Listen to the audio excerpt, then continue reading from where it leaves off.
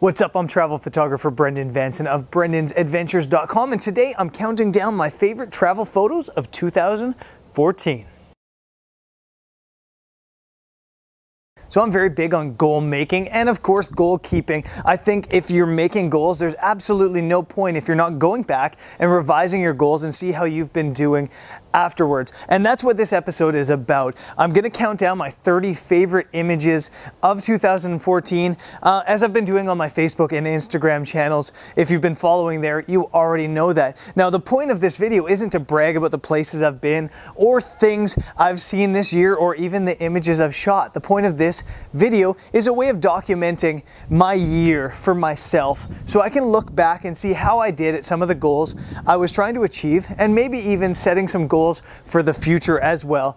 So this year started in Indonesia, and that's exactly where this list begins. At number 30 we have Munduk Falls, which is on the island of Bali. We took a scooter there, we drove this crazy road down to get there, and it was a really cool experience. Bali in general was a little bit underwhelming to us. It was a beautiful place with lots of garbage, lots of tourists, and a little bit overrated, but this day was perfect. And this photo is kind of a reminder that in photography, you have to do a little bit digging to find the really good stuff. So at number 30, that's Munduk Falls.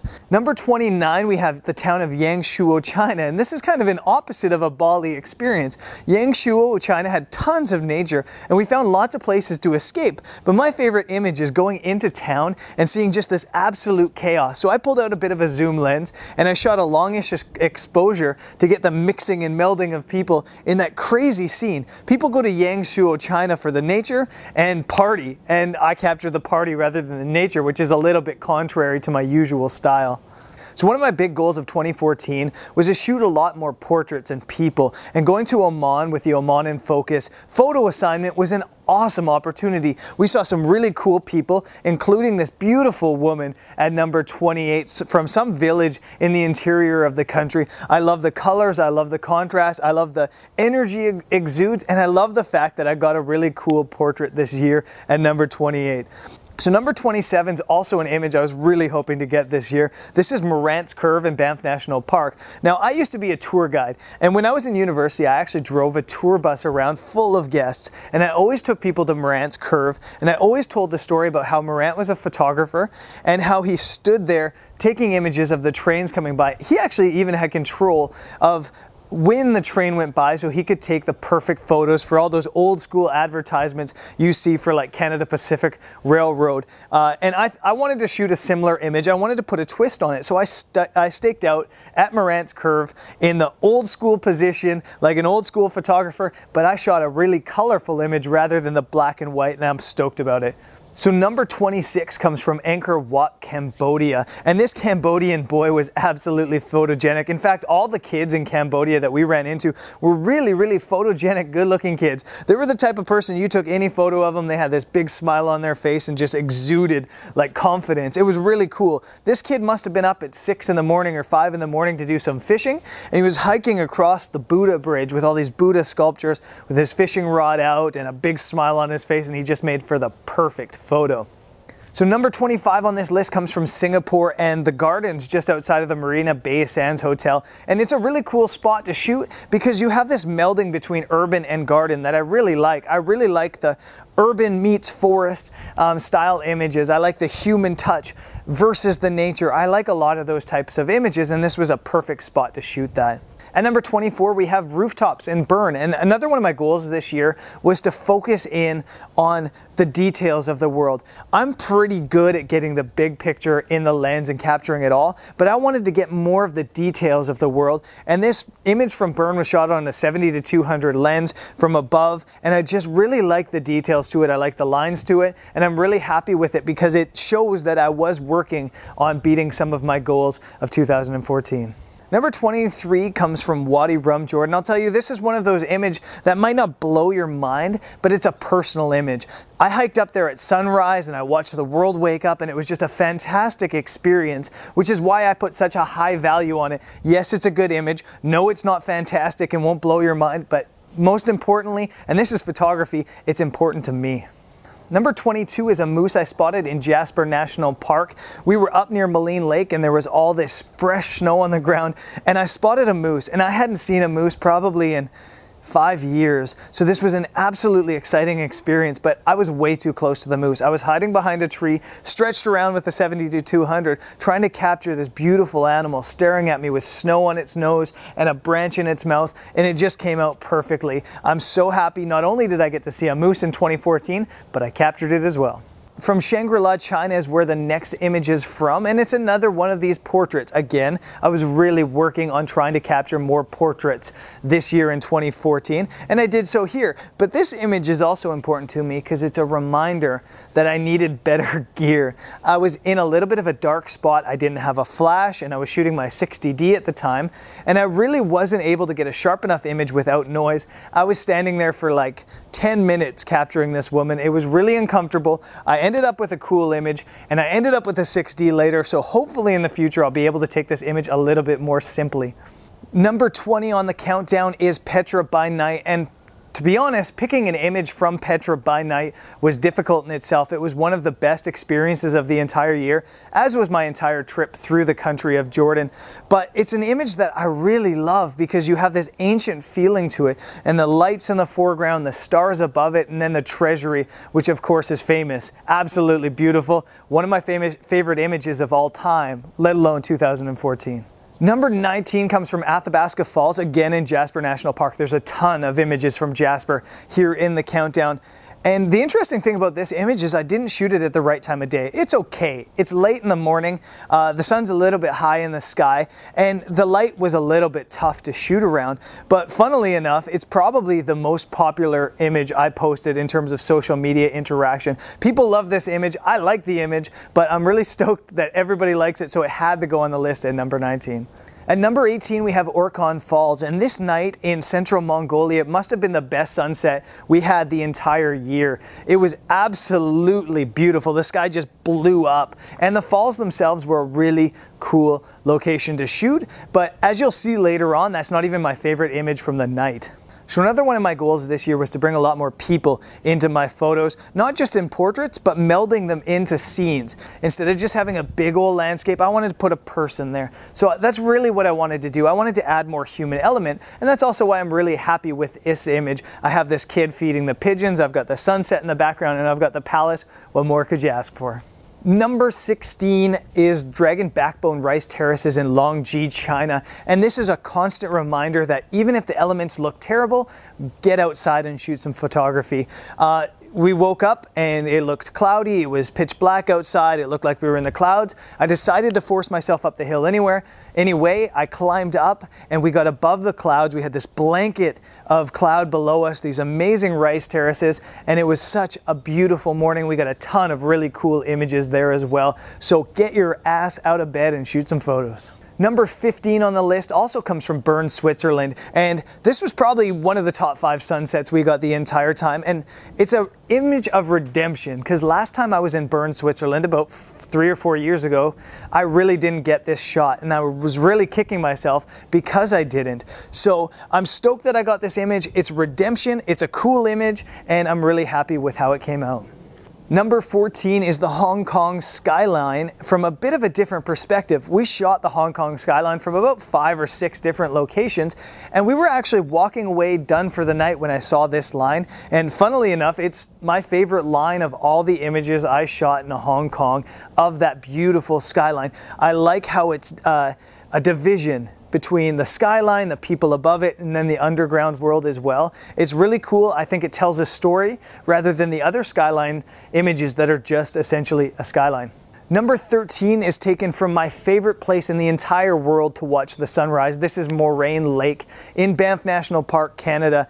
And I don't think there's much to say about this image. It's just one of the greatest places on earth to just sit there and watch the world wake up. In photography, in the darkroom, you used to sit there and watch your images develop and come to life. And that's exactly how you feel there at Moraine Lake in the morning. It's pitch black, you're up on the rock pile, and then out of nowhere this scene develops right in front of your eyes. It's absolutely perfect. Number 12 comes from Elephant Nature Park just outside of Chiang Mai, Thailand, and it's a little bit of a difficult place to photograph. You've got a ton of tourists hanging around. The scenes are a little bit messy, but I had an opportunity to shoot some really cool images as a lot of the elephants went running into the water for a bit of a bath, and this little baby elephant was climbing all over all the bigger elephants and basically drowning them. It was a really exciting time, and it was a fun place to capture that moment. It was a difficult day in terms of photography, but that one image definitely made it worth it.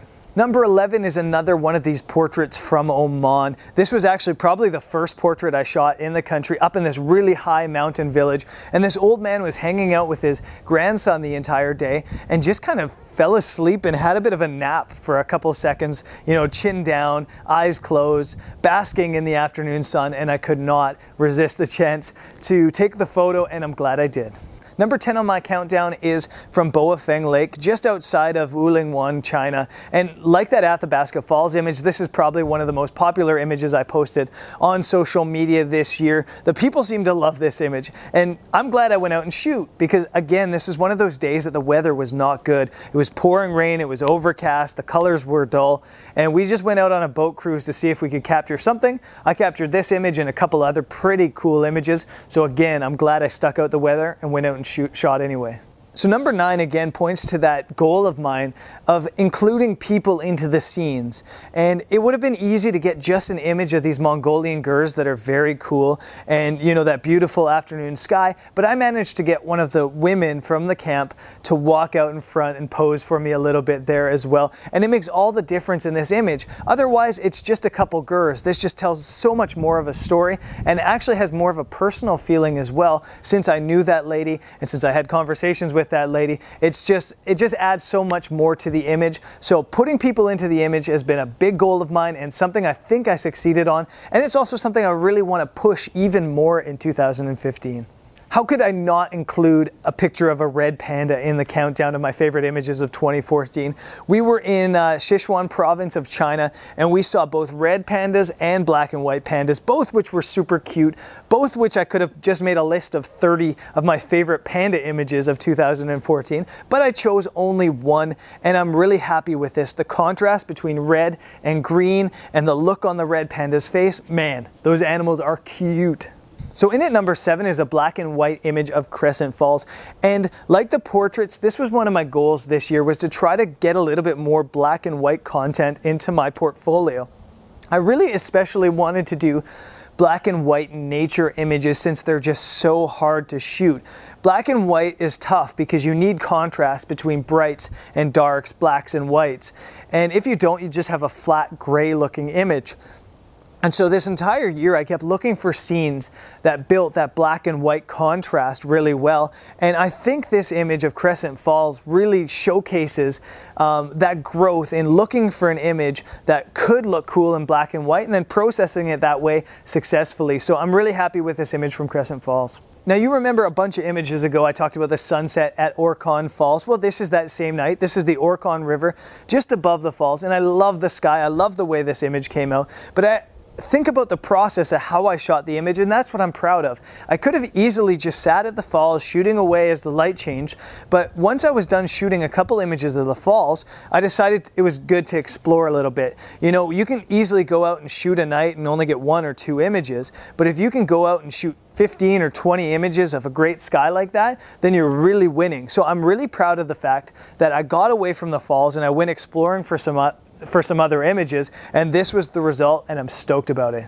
At number 5 is Lake Louise, which is probably the most photographed place in all of Canada. And I did a bit of a classic image. I got the cabin in the background, I've got the mountain and the glacier in the background as well. And it is a classic image, it's a classic frame, but I like the twist that I added to it.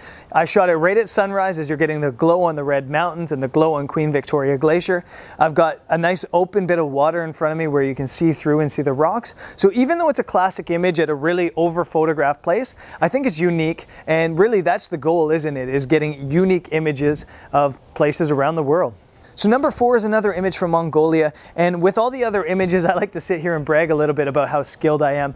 There's not a lot of skill involved in this image. This was luck. We were out shooting the gurs with the stars at night, and then out of nowhere I noticed this orange glow in the corner of the images, and that was actually the moon starting to rise. So it was really luck. The moon was rising at the perfect time in the perfect scene. So yes, it took a little bit of skill to get the stars out and to get the right scene and everything like that, but in the end it was all about luck and timing. So number 3 on the list is from the Songzan Lin Temple and Monastery in Shangri-La, China. And it's one of my favorite images, again, because it's got people in the scene. If I was to just take an image that time of day of the temple, it would have been cool. It would have been okay. But having those Tibetan monks, the Buddhist monks, walking through the foreground like that just adds so much more to your images. So if I can offer you any advice on what I've learned this year, is to try to include people, the local people, not just in portraits, not just in headshots, but within scenes like this one. Number 2 on the list was probably the second best sunset we got this entire year, even better than Orkhon Falls. This was absolutely stunning up in Jabal Shams in Oman, and we were on this beautiful cliff edge with this deep, deep canyon below us, and just this burst of light and sunlight and color in the clouds. And I don't think there was a bad way to shoot this image. It was just the perfect situation with a perfect light. I couldn't ask for more. So number 1 is an image from Hoi An, Vietnam, and it is my favorite image, not because it's been the most popular, not because it gets the most likes on Facebook or retweets on Twitter, but because it really ties together the year for me, and it really reminds me that the things I was working on this year were working. As I mentioned long ago, I was trying to do portraits and I was trying to put people in the scene, and I've done both here. I've got this portrait of this beautiful girl whose face is lit up naturally by the candles she's selling in front of an iconic place in Hoi An, which is the Japanese covered bridge. And I'm stoked with the image. I absolutely love it. I don't care if it gets a single like on Facebook. It is my favorite image of 2014. So that's it for the 2014 countdown here. It's obviously been a little bit Asia heavy. This year we spent a lot of time in Asia and the Middle East, a little bit of time in Canada as well. 2015 is setting up to be absolutely awesome. I'm here in Phoenix, Arizona now. We're going on a big road trip for a couple months. We're going afterwards down to South America. We'll be in Colombia, Ecuador, of course, running my photography workshop in Peru, and then down to like Patagonia. So 2015 is going to be awesome. It's going to be completely different than 2014. So I hope you stick around to the channel. There's lots of cool videos coming up. There's lots of cool travel photography coming up. And of course, there's lots of cool destinations as well. So stay subscribed and stay tuned. I'll catch you next time. Peace.